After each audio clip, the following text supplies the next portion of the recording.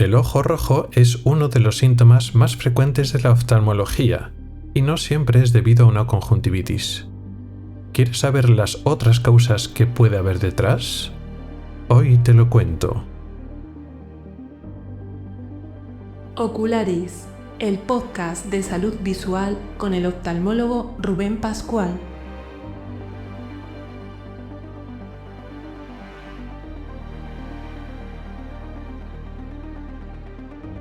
Bienvenido al episodio segundo de febrero de 2026. Comenzamos.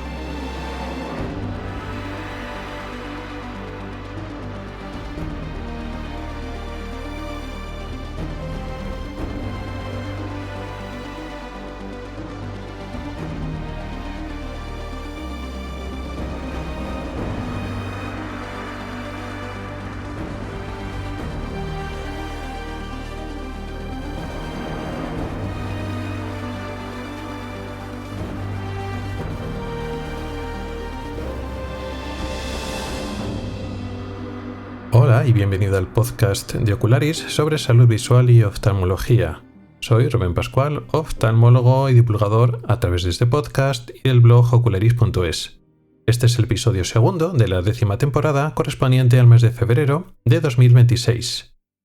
Vamos a seguir con el tema que abrimos en el episodio pasado, al inicio de la temporada. Vamos a seguir hablando del ojo rojo, uno de los síntomas más importantes, más frecuentes de la oftalmología, de la salud visual. El otro día, el mes pasado, estuvimos hablando de la cosa más frecuente y quizá más conocida, que es la conjuntivitis, pero hay otras muchas causas del ojo rojo. Entonces no vamos a entrar en gran detalle en todas ellas, pero vamos a hacer un recorrido, lo que llamaríamos en medicina un diagnóstico diferencial. Pero antes, en la sección de noticias y investigación, tenemos que hablar otra vez de estrategias de prevención de la miopía, concretamente en una estrategia que ya estuvimos hablando hace no mucho, en el episodio 9 de la temporada pasada, la temporada 9, concretamente en septiembre de 2025. Estuvimos hablando de la luz roja y tenemos noticias nuevas, tenemos nuevos hallazgos que nos dan más información sobre esta nueva terapia, y estas noticias, estos nuevos hallazgos, no son positivos. Y al finalizar, en la sección de preguntas de los oyentes, vamos a hablar de un grupo de enfermedades de la córnea, las ectasias corneales. De hecho, ya hemos hablado previamente de ello, hemos hablado de la ectasia corneal más frecuente, que es el queratocono, pero se ha quedado en el tintero pues otras ectasias que por su menor frecuencia suelen quedar relegadas. Y entonces vamos a nombrarlas, vamos a explicarlas no en gran detalle, pero un poco por encima el resto de las ectasias que no son el queratocono, la relación con el queratocono, la relación entre ellas y un poco del tratamiento.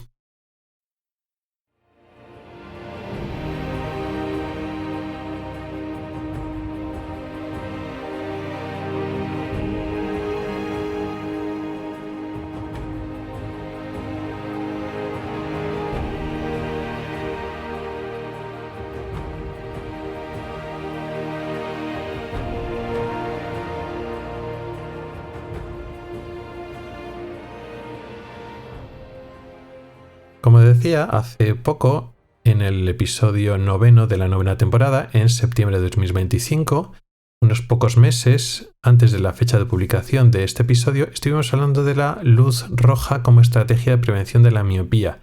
Estudios que estaban saliendo, en los cuales en los niños o adolescentes con miopía se le hacía una terapia en la cual se les irradiaba con luz visible roja, luz que podemos llamar de baja energía, en el sentido de que la luz roja como longitud de onda tiene menos energía que las luces más frías, tiene menos energía que el verde, menos que el azul, menos que el violeta, pero relacionar directamente energía con longitud de onda o con frecuencia, es decir, separar los colores según su espectro electromagnético de los más energéticos del violeta al menos energético, que es el rojo, es un poco falsear la realidad, sobresimplificar demasiado, porque la energía depende efectivamente de la longitud de onda, pero mucho más a la intensidad de la luz y al tiempo de exposición. Es decir, para la misma exposición y para la misma intensidad, la misma cantidad de luz que se irradia durante exactamente la misma cantidad de tiempo, efectivamente una luz roja va a transmitir menos energía que una luz azul o violeta. pero esta diferencia, lo de los colores, es mucho menos importante que la intensidad y el tiempo de exposición. Y parece que, si ya hemos hablado muchas veces de la luz azul, que se ha demonizado porque es muy energética, parece que el irradiar o hacer un tratamiento, es decir, enfocar, proyectar a la mácula durante un tiempo prolongado, por el hecho de ser luz roja, podemos estar pensando que no va a ser peligroso. Realmente lo peligroso de irradiar o dar luz o meter energía al ojo, lo más importante que los colores o más importante que etiquetas que pongamos que si luz azul es energética, luz roja es poco energética, realmente lo importante es cómo lo estamos haciendo. Si es una irradiación, vamos a decir, natural, en la cual es luz indirecta cuando estamos por la calle y entonces estamos mirando luz solar, luz natural de forma indirecta, y los mecanismos de control naturales que tienen los ojos para adaptarse y protegerse de una energía excesiva están funcionando, o cuando estamos haciendo una proyección directa con una fuente de energía directa contra la mácula en una situación de que lo llamamos tratamiento, con lo cual no es una exposición normal. Y ahora vamos a ver que eso tiene mucha importancia. Cuando estuve hablando la otra vez, en septiembre, ya digo, dejaré el enlace a ese episodio en las notas del programa, estuve, siendo como siempre muy escéptico con estas estrategias que son estudios no muy bien diseñados o cortos, o más que mal diseñados, son estudios muy preliminares iniciales que no están demostrando nada a largo plazo y que sus resultados, aunque puedan parecer positivos, no son extrapolables a la práctica clínica. Y yo criticaba esta estrategia como otras muchas, como todas prácticamente, de que no están demostrando nada, no están demostrando resultados fiables, de que también hay dudas de su seguridad, pero como siempre dejé un poco la puerta abierta, pues quién sabe cuál de estas muchas estrategias que están probándose hoy en día, cuál puede demostrar que puede ser eficaz y segura a largo plazo.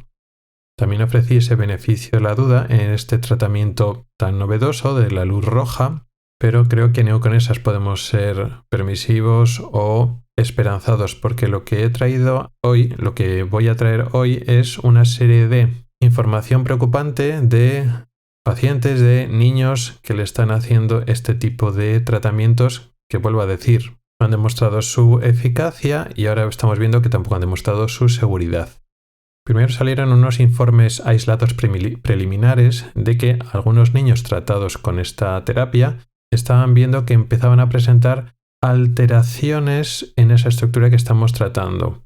Se les hace seguimiento con OCT, con tomografía de coherencia óptica, que son este aparato que da imágenes de alta resolución, en este caso de la retina, del centro de la retina de la mácula, y estamos viendo en alteraciones preocupantes en la estructura de la mácula. Algo parecido como a drusas del epitelio pigmentario o drusas o irregularidades o engrosamientos en la manada de Bruch. ¿Qué es todo eso? Drusas y alteraciones del epitelio pigmentario son lesiones típicas de la degeneración macular asociada a la edad. Esa degeneración, esa alteración progresiva de la mácula que sufren las personas mayores.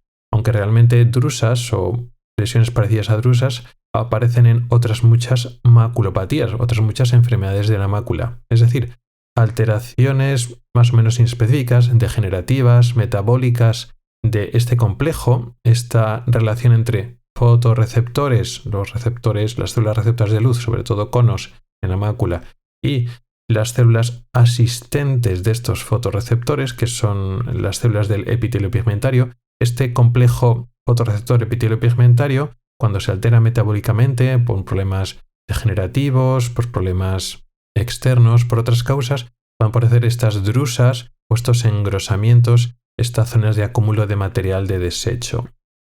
En estos primeros resultados o hallazgos aislados parece que eran alteraciones reversibles. Al cesar el tratamiento con luz roja desaparecían estas drusas, estas alteraciones, y al principio no afectaba la visión de momento, pero han saliendo descripciones y se han ido publicando efectos secundarios y complicaciones de este tratamiento.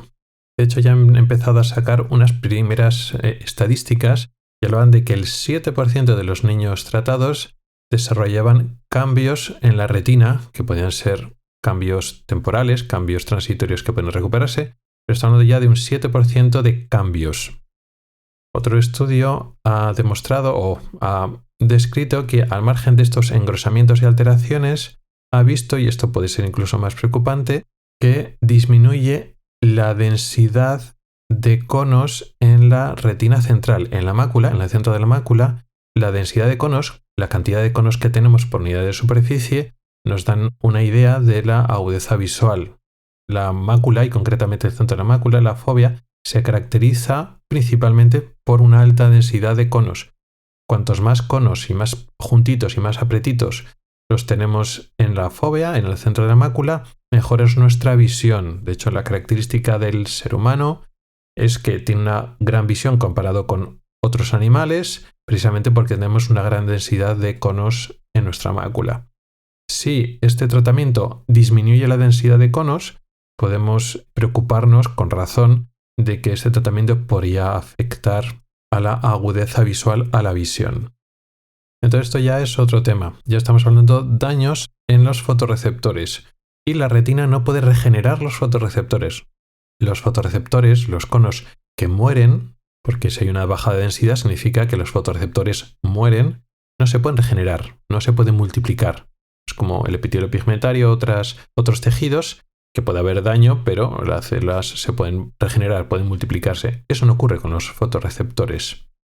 Entonces este daño acumulativo de la luz roja se puede mostrar años después. Entonces el hecho de que hagamos un estudio a 6 meses y digamos, bueno, vemos en la CT cambios en la retina, pero en este estudio en 6 meses los niños tratados con esta luz roja no demuestran cambios visuales, no demuestran peor visión. Bueno, ya claro, es que en 6 meses posiblemente no estés demostrando ese daño.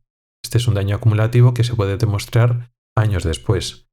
El problema es eso, si ya estás demostrando que está dañando a los fotorreceptores, los receptores ya sabemos que no se regeneran, no tenemos que esperar muchos años para estar genuinamente preocupados por este tratamiento.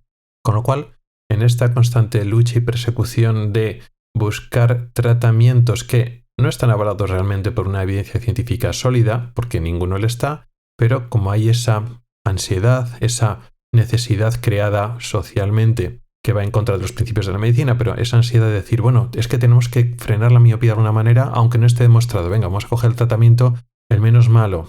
Por lo de siempre, pues los colirios, siempre nos da miedo utilizar fármacos que tienen efectos secundarios conocidos. Las lentillas, pues también tienen sus riesgos y complicaciones, infecciones. Venga, pues vamos con la luz roja. Bueno, pues la luz roja está demostrando lesiones en la mácula que pueden ser irreversibles, con lo cual la recomendación es, primero, no utilizar ninguno de los tratamientos, porque estamos viendo que ninguno funciona y estamos desplazando el tratamiento que sí que funciona. Te piensas que con la luz roja, o con unas gafas especiales, o con unas lentillas especiales, o con unas gotas, ya estás frenando la miopía y no realizas el cambio de estilo de vida que sí que funciona, que es aumentar la actividad al aire libre. Lo comentaba el otro día y es así. Estamos un poco buscando una solución más fácil, pero no demostrada, para no realizar la acción que funciona de verdad. Tampoco es la panacea, pero funciona de verdad, pero exige más esfuerzo por nuestra parte. Pero es que además la luz roja está demostrando unos efectos secundarios, unas complicaciones muy preocupantes, con lo cual la recomendación es muy clara: no hacer este tratamiento.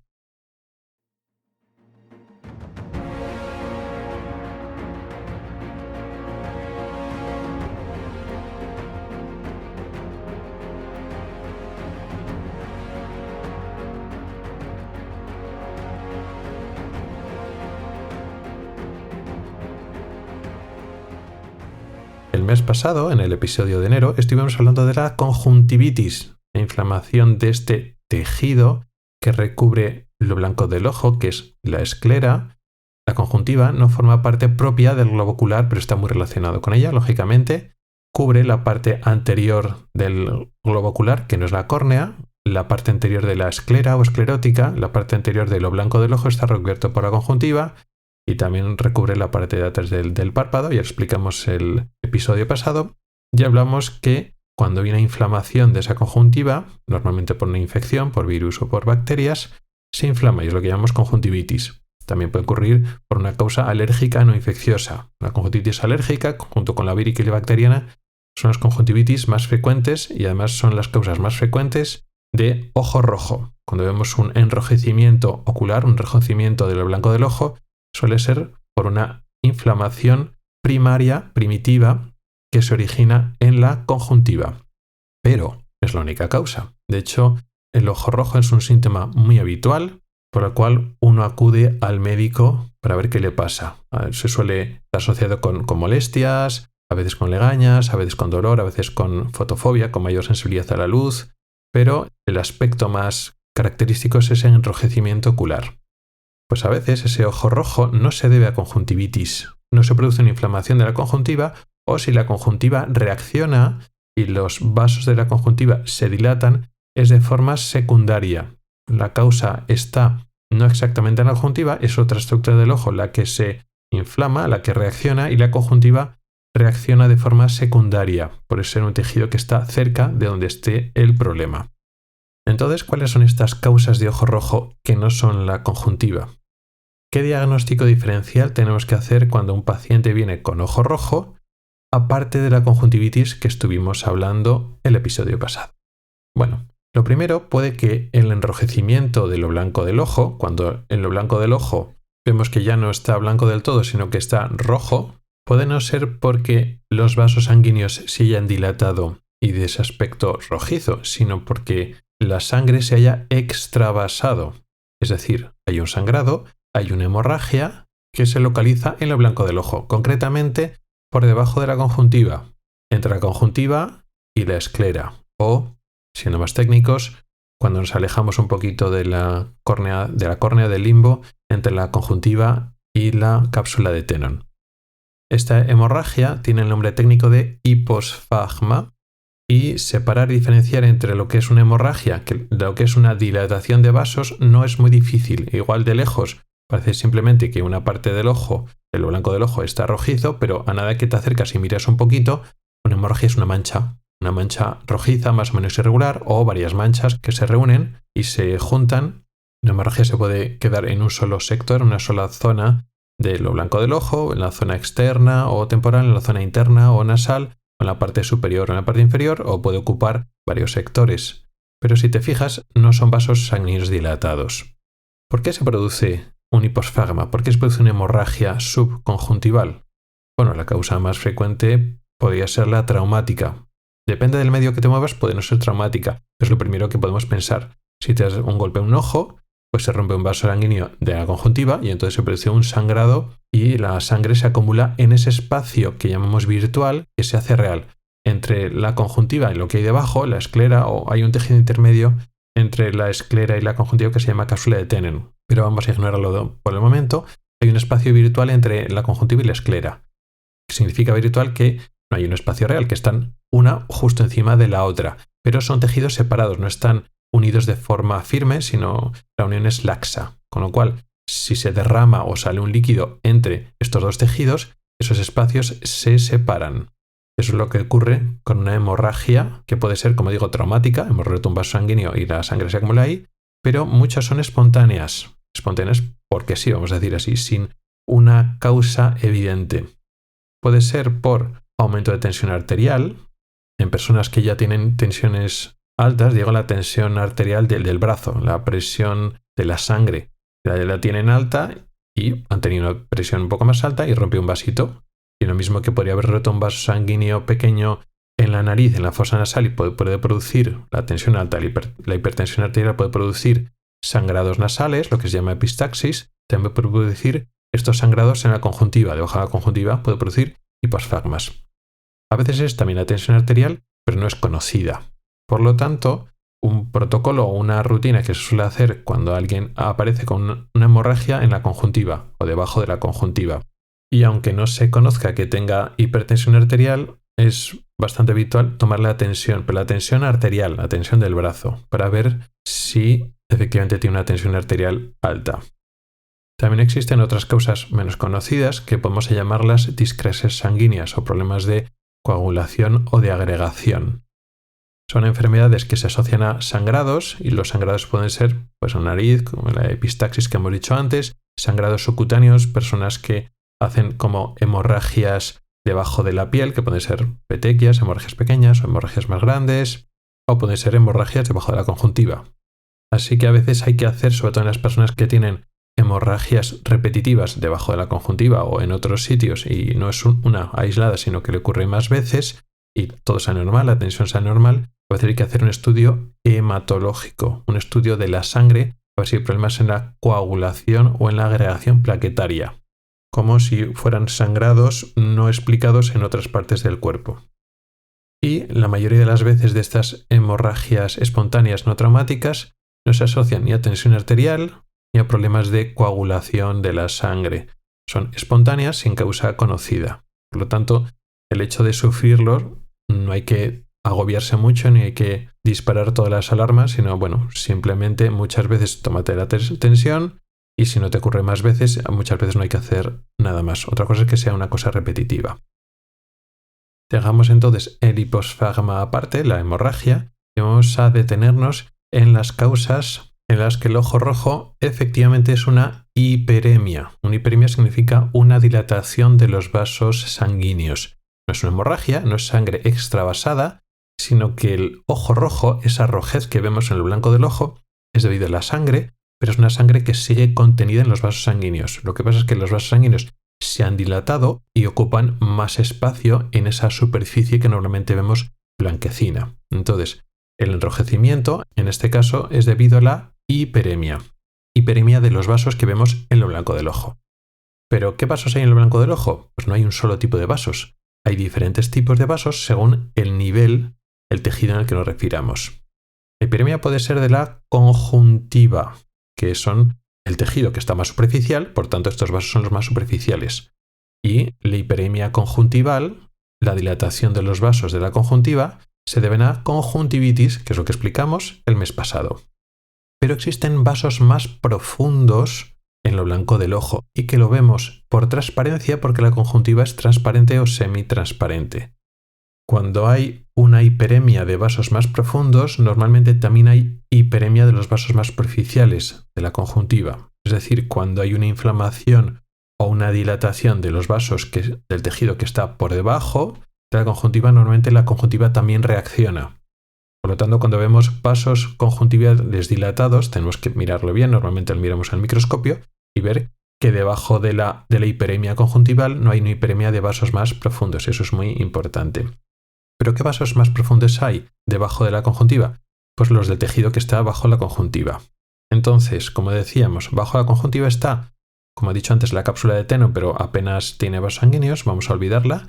Y está lo que es ya la superficie del ojo. Hemos hablado de la esclera, pero dentro de la esclera como tal, la parte más superficial de la esclera, lo que llamamos epiesclera, tiene un tipo de vasos diferentes que el resto de la esclera más profunda. Por lo tanto, tenemos conjuntiva, vamos a pensar en los tejidos de más superficiales, más profundos. Nos vamos a olvidar de la cápsula de Tenon. Tenemos la conjuntiva con sus vasos, la epiesclera con sus vasos y luego la esclera con sus vasos. Entonces, cuando se dilatan los vasos de la epiesclera, que es lo que está justo debajo de la conjuntiva, pues una enfermedad que se llama epiescleritis.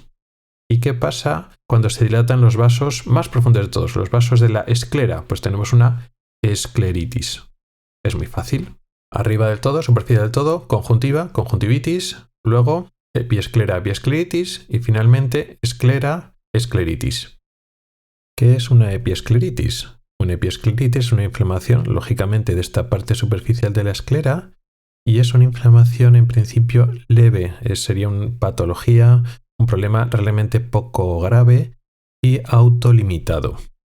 Dentro del concepto de lo que llamamos enfermedades autoinmunes, de lo que lo haremos más en este episodio porque hay varias enfermedades autoinmunes que causan ojo rojo. ¿Qué es una enfermedad autoinmune? Es una inflamación de un tejido, pero no es una infección. Lo mismo que las conjuntivitis, en principio, eran infecciosas o alérgicas. Conjuntivitis autoinmunes no hay muchas, las hay, pero no son muy frecuentes. En este caso, cuando vamos a hablar de epiescleritis y más cosas, son casi siempre autoinmunes. No hablamos de epiescleritis infecciosas o de otra causa o traumáticas, no. Suele ser que nuestras defensas, por alguna razón normalmente no muy bien conocida, reaccionan y atacan a nuestros tejidos. Pueden tener relación o se pueden parecer a lo que llamamos enfermedades reumáticas, lo mismo que existen cierto tipo de enfermedades que afectan a nuestras articulaciones, artritis autoinmunes, pues esto es algo parecido, de hecho puede estar relacionado. La mayor parte de las veces un episodio de biescleritis es autoinmune, pero no suele estar asociado a otras enfermedades en otros sitios y normalmente, tal como viene se va, son episodios autolimitados, no dan muchos síntomas.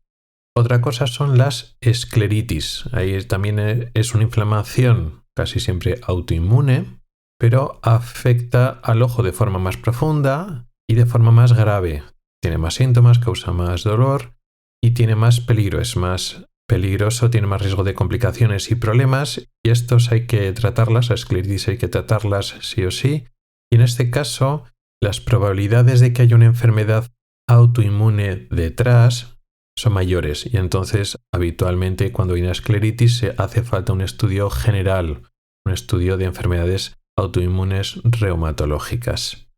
La frecuencia que nos encontramos estos problemas que hemos dicho es decreciente, de tal forma que lo que hablamos del episodio pasado de la conjuntivitis, lo más superficial, es lo más frecuente. Luego le sigue en frecuencia la epiescleritis, que no es una cosa excesivamente grave, pero es menos frecuente que la conjuntivitis. Y luego la escleritis es menos frecuente que todo lo demás, pero es también lo más grave. Estas son las tres enfermedades que producen ojo rojo, dilatación de vasos sanguíneos en el blanco del ojo, hiperemia en esta zona, pero también existe hiperemia secundaria a una causa que no esté en, vamos a decir, lo blanco del ojo. No está en ninguno de estos tres tejidos que están en la parte blanca del ojo. Son tejidos próximos, pero hacen que la conjuntiva o la epiesclera o la esclera reaccionen dilatando sus vasos sanguíneos, pero no por una inflamación en la conjuntiva, epiesclera o esclera, sino una inflamación cerca. Puede ser una inflamación de la córnea o una inflamación de la parte anterior del interior del ojo. Estamos hablando de queratitis o de uveitis. Por lo tanto, en el diagnóstico diferencial del ojo rojo, aparte de los tres problemas que he hablado ahora, tenemos los problemas de la córnea, queratitis, y los problemas de la uvea. La uvea es la capa intermedia del ojo que tiene capacidad de reaccionar, de inflamarse, lo que llamamos uveitis anterior.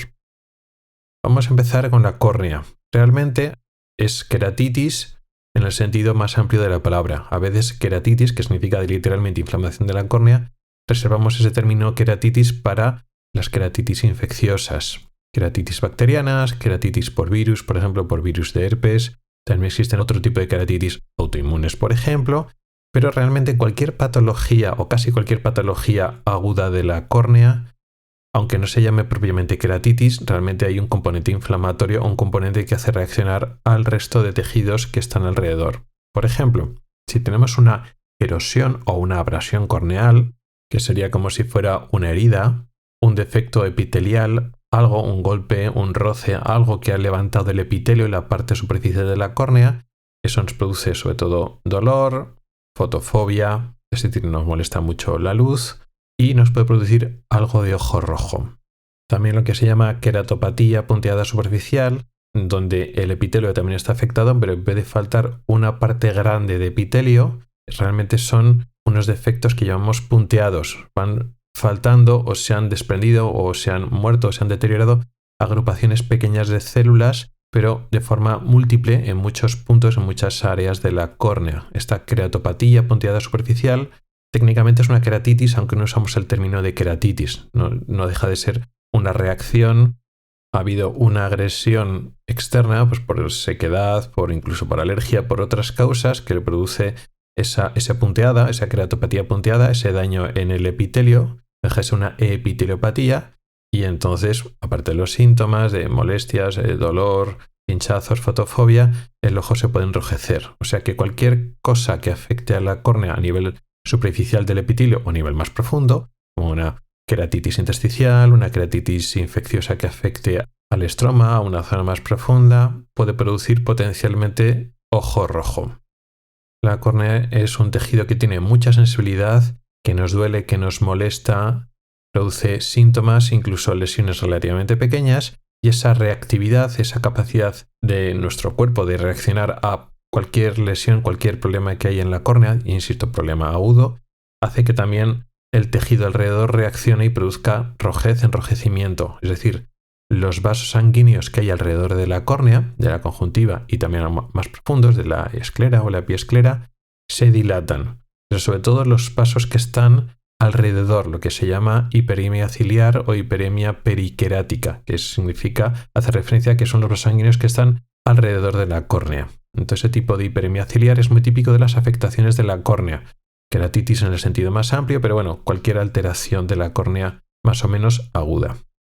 Y esta hiperemia periquerática o esta hiperemia ciliar también existe en las uveitis, cuando lo que se inflama, lo que está afectado no es concretamente la córnea, sino algo más profundo. Pues detrás de la córnea está el segmento anterior del ojo. Está el humor acuoso, es un líquido transparente que es prácticamente agua, y detrás de la córnea y detrás del humor acuoso está el iris, que es lo que vemos, ¿no? Lo que es la parte de color del ojo, que puede ser marrón, verde, azul, ya sabemos. Pero relacionado con el iris, también hay otras estructuras que forman parte del mismo tejido que no vemos porque están por detrás o en una zona más periférica que no lo vemos directamente. El iris es la parte de la uvea anterior que más conocemos porque es visible porque está detrás de la córnea, pero detrás del iris y en la zona más periférica está el resto de la uvea anterior. La uvea es la zona intermedia entre las tres capas del ojo. Está la capa externa, que ya decíamos que es la esclera o esclerótica, y la córnea, esa es la capa externa. Luego está la capa intermedia que le llamamos uvea. La uvea es una capa que tiene muchos vasos sanguíneos y por tanto tiene mucha capacidad de reaccionar a las inflamaciones. La parte posterior, la parte de atrás de la uvea se llama coroides, que está relacionada con la retina, está en la parte de atrás del ojo, pero ahora estamos en la parte de anterior, el segmento anterior del ojo. Aquí la uvea no es la coroides. Aquí, según la zona, tiene diferentes nombres. Tenemos de atrás adelante pars plana, pars plicata, el cuerpo ciliar con sus procesos y luego el iris. Bueno, pues estas dos últimas estructuras, el cuerpo ciliar y el iris, es lo que forma la uvea anterior. Y cuando se inflama este iris y este cuerpo ciliar, el cuerpo ciliar es una estructura con pliegues que está justo detrás del iris, se llama uveitis anterior o iridociclitis. Iridociclitis significa, ciclos hace referencia al cuerpo ciliar, iris, pues eso, es una inflamación del iris y el cuerpo ciliar, puede ser iritis, puede ser ciclitis, es muy difícil separarlo porque estos dos tejidos están uno al lado del otro y normalmente uno reacciona cuando reacciona el otro, realmente es una unidad. Y entonces hablamos de iridociclitis o directamente de uveitis anterior. ¿Cuándo sucede esto de uveitis anterior? ¿Cuándo se inflama el iris? ¿Cuándo se inflama el cuerpo ciliar? Como decíamos antes, casi siempre son uveitis autoinmunes. Sin una causa clara, no es una infección, ocurre de forma espontánea. Aunque es cierto que hay otras causas, la uveitis posoperatoria tras una cirugía intraocular, iritis traumática después de un golpe en el ojo, pero la mayor parte de las uveitis anteriores que vemos son espontáneas y son autoinmunes y son de causa idiopática, o sea, desconocida. Hay algo que produce esa inflamación autoinmune, nuestras propias defensas atacan una parte de nuestro tejido, concretamente esta zona de la uvea, sin una causa clara. Y esta uveitis anterior puede cursar con dolor, con pérdida visual, con fotofobia. Tiene luego unos signos clínicos que vemos en el microscopio, que se sueltan, se liberan células inflamatorias en el humor acuoso. El humor acuoso es agua que baña el iris, baña toda la uvea anterior, está por detrás de la córnea. Normalmente no tiene células y cuando hay células inflamatorias, pues hablamos de uveitis anterior y también puede haber otros signos en función de la gravedad de la uveitis. Y puede cursar con ojo rojo. No siempre, y el ojo rojo a veces no es muy llamativo y a veces los síntomas otros síntomas son más preocupantes, pero es una de las causas de ojo rojo. También es cierto que existe una inflamación global de todo el ojo o una inflamación global de toda la uvea que tiene participación anterior. Cuando tenemos una panuveitis, que significa una inflamación de toda la uvea, significa que tenemos una inflamación de la parte posterior, de la coroides, una coroiditis, pero está asociada a una inflamación de la parte intermedia, lo que llamamos uveitis intermedia, y una inflamación de la parte anterior, lo que acabamos de hablar del iris y del cuerpo ciliar.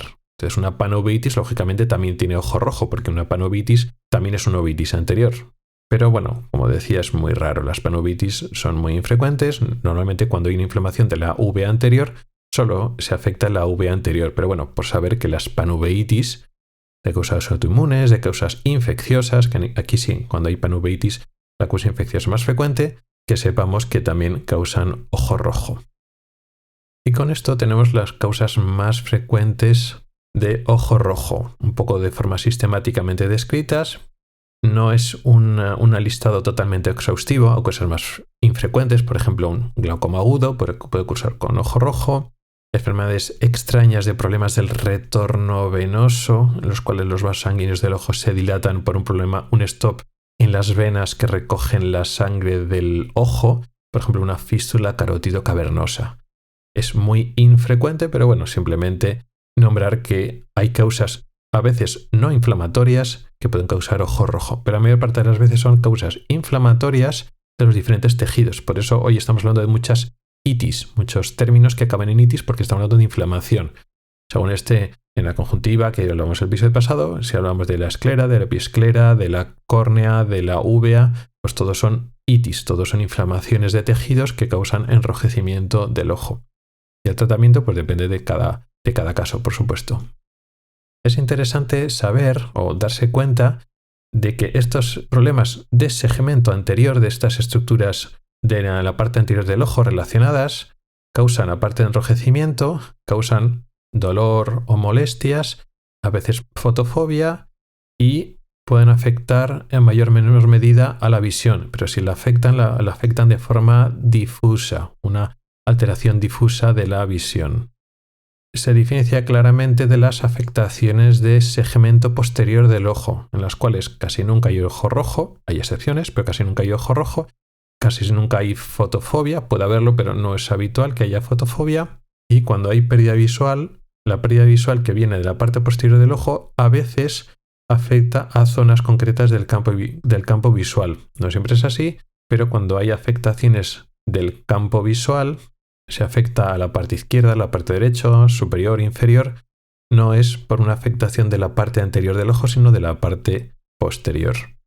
Entonces hay una serie de síntomas que, sin darnos el diagnóstico claro, nos van dando pistas de qué parte del ojo se está afectando. Y en este sentido, cuando hay ojo rojo, casi siempre es de la parte anterior del ojo. Hay excepciones, entonces conociendo las excepciones de qué causa en la parte posterior del ojo, que causa ojo rojo, una vez descartado eso, ya directamente nos orientamos en la parte anterior. Y cuando hay otros síntomas relacionados habituales, molestias, fotofobia, dolor, pérdida de visión, pero en plan difuso, bueno, pues como que nos va encajando todo. Y ya a partir de entonces, cuando ya tenemos un cuadro de síntomas que más o menos encajan, ya tenemos un diagnóstico de sospecha que se está moviendo en esas estructuras de la parte anterior del ojo, ya con el microscopio, con la lámpara de hendidura, lo miramos qué es lo que está afectado, si es la esclera, si es la epiesclera, si es la conjuntiva, si es la córnea o si es la uvea anterior.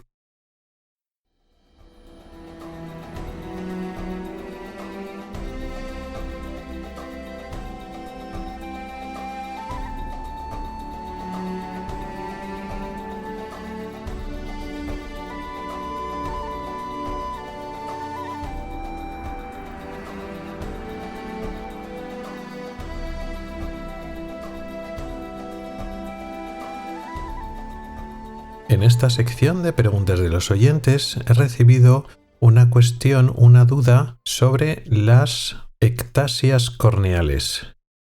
¿Qué es una ectasia corneal? Es una enfermedad de la córnea, es una enfermedad, no es aguda. Algunas ectasias pueden tener complicaciones agudas, pero la propia ectasia es una enfermedad crónica, progresiva, en general lenta. Y es un problema de la estabilidad del tejido de la arquitectura corneal.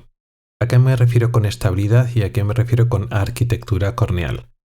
La córnea, ese tejido transparente, esa especialización de la esclera que tenemos en la parte anterior del ojo, a través de la cual entra la luz y podemos ver el iris, por ejemplo, o la pupila. Bueno, pues la córnea está constituida sobre todo por grandes proteínas, una malla de proteínas grandes y largas, fundamentalmente colágeno, que actúan de sostén de ese tejido. Eso es más del 90-95% del grosor de la córnea, es el estroma corneal, que es lo que acabo de decir, esa malla de proteínas, sobre todo colágeno, que hay muy poquitas células en ese estroma. Existen queratocitos, pero son muy escasos. Esos queratocitos son células parecidas a los fibroblastos que lo que hacen es hacer labores de mantenimiento de esas proteínas. Y luego por delante del estroma está el epitelio y por debajo está el endotelio.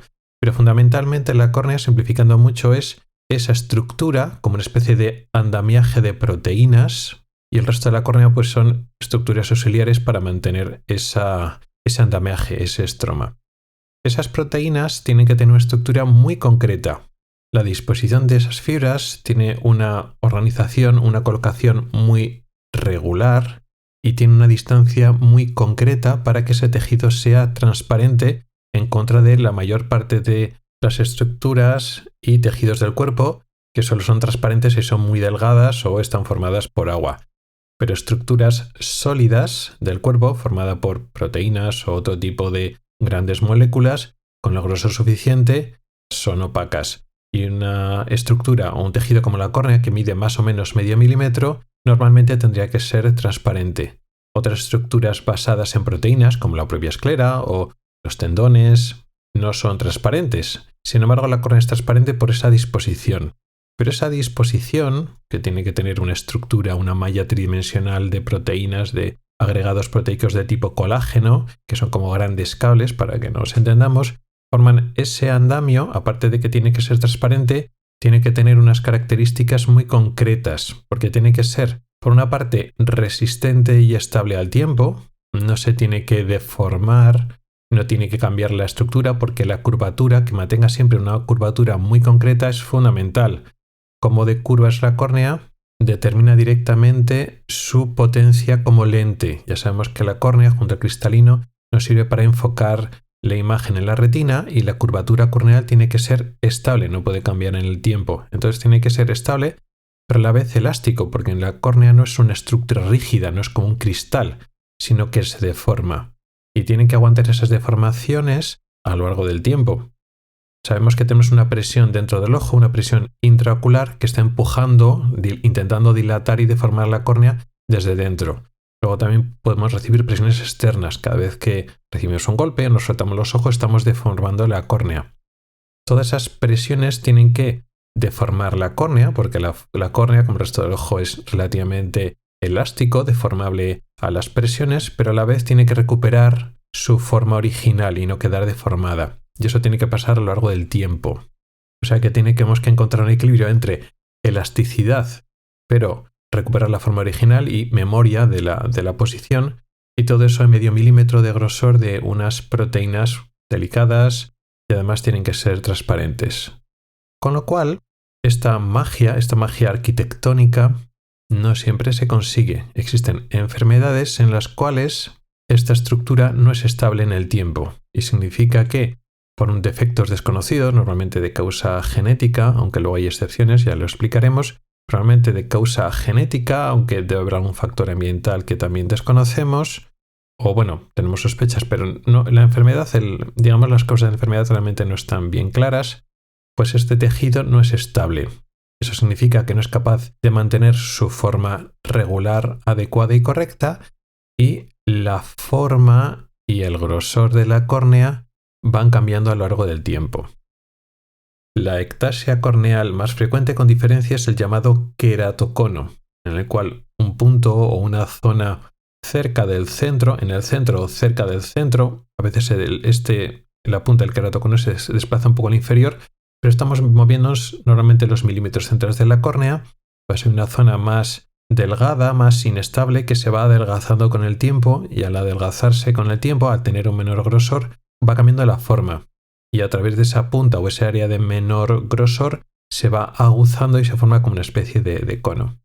De eso ya estuvimos hablando hace ya tiempo en la segunda temporada. En el episodio 9 de la segunda temporada hablamos específicamente del queratocono.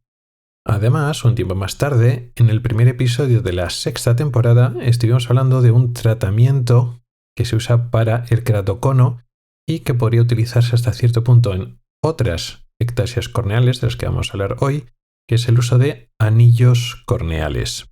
Dejaré ambos enlaces de ambos episodios en las notas del programa. así que no hablaré otra vez en detalle del queratocono. Tenemos que saber que es uno de las 3 ectasias corneales clásicas, la más frecuente. Pero, aparte del queratocono, de forma clásica, hay otras 2 que se llaman degeneración marginal pelúcida y queratoglobo. ¿Qué es la degeneración marginal pelúcida? Este nombre tan raro. Bueno, pues es otro defecto de causa desconocida, espontáneo, en córneas que no tienen por qué haber sufrido nada, ninguna lesión externa, y que en muchas cosas es opuesto al queratocono. Lo que ocurre en la parte inferior de la córnea, en vez de, como el queratocono, una zona de mayor curvatura porque está más delgada, lo que ocurre es un aplanamiento progresivo de esa zona inferior de la córnea y la córnea se engruesa. En vez de adelgazarse, esa zona más plana aumenta de grosor. Y justo debajo de la zona más gruesa y más plana, ya muy cerca de la zona periférica, muy cerca del limbo inferior, hay una zona muy delgada. El aspecto de la degeneración marginal pelúcida en la topografía es muy claro. Todas estas ectasias corneales, como son cambios de la curvatura, aparte de cambios del grosor, la herramienta de estudio más importante es lo que llamamos topografía, que mide las curvaturas de la córnea, además de sus grosores. El queratocono tiene un aspecto como muy claro, sobre todo en el queratocono ya formado, y aumenta la curvatura en la zona central o paracentral inferior. Bueno, pues la degeneración marginal pelúcida es justo lo contrario, un aplanamiento progresivo de la zona sobre todo inferior y se engruesa. La paquimetría, que es la medida del grosor corneal, se va engrosando, va aumentando esas cifras de paquimetría en la zona más afectada de esa degeneración marginal pelúcida, que ya digo es la zona inferior. Y justo debajo, y normalmente habitualmente fuera o en el límite de cuando podemos medir con la topografía, ya muy cerca del final de la córnea, del limbo corneal, hay una zona muy delgadita. Y lo mismo que en el queratocono existe riesgo de perforación corneal en casos avanzados, en la degeneración marginal pelúcida también. Esa sería la segunda en frecuencia. Y el tercero, de lo clásico, el tercero de las 3 ectasias corneales clásicas, es el queratoglobo. Es muy, muy, muy raro. Y aquí se produce un adelgazamiento de la parte periférica de la córnea muy cerca del limbo, pero ocurre en los 360 grados. En toda la zona periférica se produce un adelgazamiento. En consecuencia, ese adelgazamiento se produce una protusión. El resto de la córnea, que no está tan adelgazada, se ve protuida por la presión intraocular, ya que en la parte periférica se adelgaza y se deforma, se adelanta, y por eso al final adquiere la córnea como un abombamiento global del resto de la córnea que no está tan adelgazada, y por eso el aspecto del globo, por eso se llama queratoglobo. Muy grave, pero muy infrecuente. Estas son las ectasias corneales clásicas, y excepto el queratocono, las demás no son tan frecuentes, de hecho el queratoglobo es rarísimo. Pero hay una ectasia corneal, o un tipo, o una categoría de ectasias corneales que se salen de esta clasificación clásica. Estas 3 que acabo de explicar son espontáneas de causa genética, posiblemente con factores ambientales, pero ocurre en ojos que no le hemos hecho nada, con queratoconos o degeneraciones marginales pelúcidas, que van a ocurrir en principio sin que nosotros hagamos nada o nosotros no hemos causado la ectasia corneal. Pero hay una ectasia corneal iatrogénica, que es debido a un tratamiento, a una cirugía, a un procedimiento que hemos hecho en la córnea, que sería la ectasia post-LASIK, ectasia debido a una cirugía de LASIK, o en general ectasia post-cirugía refractiva. La cirugía refractiva es la cirugía que sirve para quitar la graduación, la miopía, el astigmatismo, la hipermetropía y también quizás la vista cansada, y quizás la cirugía más frecuente es el LASIK, pero hay otras que se hacen en la córnea. El LASIK y otras cirugías habitualmente lo que hacen es ablacionar, quemar, quitar una parte del tejido corneal, lo adelgazan. Y lo que hacemos es tallar y moldear la córnea, cambiamos la curvatura de la córnea. Existe aparte del LASIK, existe un procedimiento que se llama PRK, otro que se llama SMILE. Todos estos procedimientos, en mayor o menor medida, alteran la estabilidad de la córnea, porque estamos quitando tejido o alterándolo de alguna manera y ese tejido resultante queda más delgado. Al principio de la cirugía refractiva había más casos de ectasias post-cirugía porque se sabía menos, ahora se sabe más y manejamos unos parámetros de seguridad cada vez más avanzados y rechazamos lo que se llama córneas que estaban previamente inestables o sospechamos que había una inestabilidad previa, lo que se llama queratocono frustre o queratocono subclínico. Unas córneas que aunque no han manifestado que fueran queratocono o igual no progresa queratocono desarrollado, pero que ya el aspecto de la topografía nos hablan de que la córnea no es 100% estable o no es tan estable como otras córneas que operamos habitualmente. Estas formas de córneas sensibles o de más de riesgo cada vez las detectamos mejor y decidimos no operar o no operar la córnea y hacer otras cirugías cuando esa córnea tiene mala pinta y dices, bueno, mejor no meternos. Y conocemos mejor esas formas subclínicas de queratocono, conocemos mejor los parámetros de seguridad, hasta qué punto debemos adelgazar o no podemos ya adelgazar más, con lo cual el riesgo de ectasia corneal cada vez es menor, pero existen, y existen las ectasias que han sucedido de hace años. Realmente no deja de ser más que una ectasia como las demás, pero es más irregular, todo más anárquico. Consiste en que la topografía corneal, la curvatura de la córnea es inestable y va cambiando con el tiempo y aparecen o vuelven a aparecer miopías y astigmatismos que son progresivos y que son difíciles de corregir. Pues más o menos como las demás ectasias, las clásicas, las naturales vamos a decir así, pero más irregular y más difícil de predecir. Y el tratamiento de estas ectasias corneales son más o menos parecidas al queratocono. Pues al principio, si con gafas no se ve bien, se usan lentillas que regularizan la superficie de la córnea.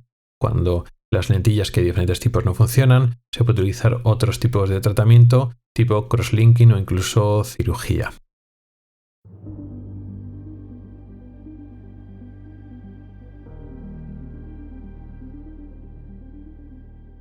Y con esto llegamos al final del podcast de hoy. Un podcast donde hemos hablado del ojo rojo. Hemos seguido el tema que empezamos el episodio pasado. Si en enero estuvimos hablando de conjuntivitis, esta vez hemos hablado de otros problemas que causan ojo rojo que no son las conjuntivitis. Hemos pasado un poco por encima porque son muchas enfermedades, pero nos hemos hecho una idea de cómo es la anatomía de esa zona, de esa superficie ocular, cómo son esos vasos sanguíneos, cómo se disponen y cómo reaccionan a diferentes tipos de inflamación. También hemos hablado en la sección de noticias de las estrategias de utilizar luz roja para frenar la miopía en los niños. Un tratamiento que ya explicamos hace unos meses que no estaba demostrando su eficacia de forma clara, pero además, y es lo que hemos explicado hoy, hay dudas muy preocupantes sobre su seguridad. Ya encontramos evidencias de lesiones y daños en la mácula de estos niños, de estos jóvenes, que estamos haciendo un tratamiento de eficacia no demostrada, pero sí que estamos demostrando sus efectos secundarios y sus complicaciones. Y finalmente hemos hablado de una serie de enfermedades progresivas de la forma de la córnea, lo que llamamos ectasias corneales. En su momento ya hablamos del queratocono, y hoy hemos hecho un repaso al resto de ectasias no tan frecuentes, pero que también existen. Muchas gracias por el tiempo que has dedicado a escucharme. Recuerda que puedes contactar conmigo para proponer temas para próximos episodios, tanto temas largos para desarrollar como dudas y preguntas más cortas. También puedes comentar y proponer noticias y temas de actualidad. Puedes escribirme a mi correo electrónico, que es ocularis@ocularis.es. También puedes hacerlo a través de Telegram, X, Mastodon o LinkedIn. En las notas del programa están todas las formas para contactar conmigo y participar. Ahí también encontrarás enlaces a artículos del blog y episodios del podcast relacionados con el tema de hoy. Hasta el próximo episodio.